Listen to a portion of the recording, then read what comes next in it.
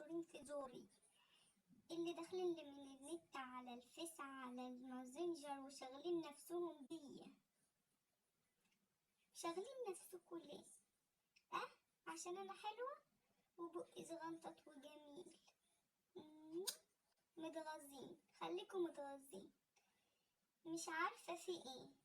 ما تهدي يا حبيبتي، صعبانة عليا والله. هتتعبي، هيجيلك حاجة، يجيلك مثلا عرق النسا، يجيلك مثلا تشنج في صوابعك اللي داخلة طالعة على صفحتي دي مراقباني. ما تهدي يا ماما، اهدي يا حبيبتي، صعبانة عليا والله. بتغيري مني، مولعة نار. طب اعمل لك ايه؟ اجيب لك شوية مية طفيكي؟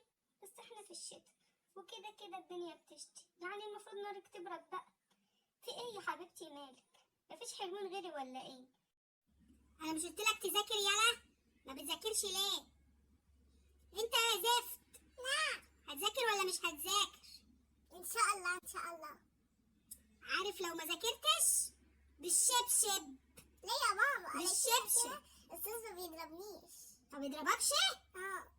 والله لو اوريك، وهروح للاستاذ بنفسي واشوف اخرتها معاك ايه. سمعت ولا ما سمعتش؟ سمعت.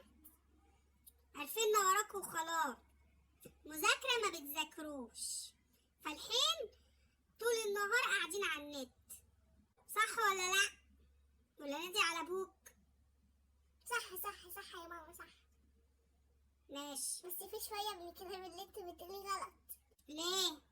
علشان كده مش مهم الواجب، عادي، مهم المذاكرة بس. يا حلاوة يا حنان.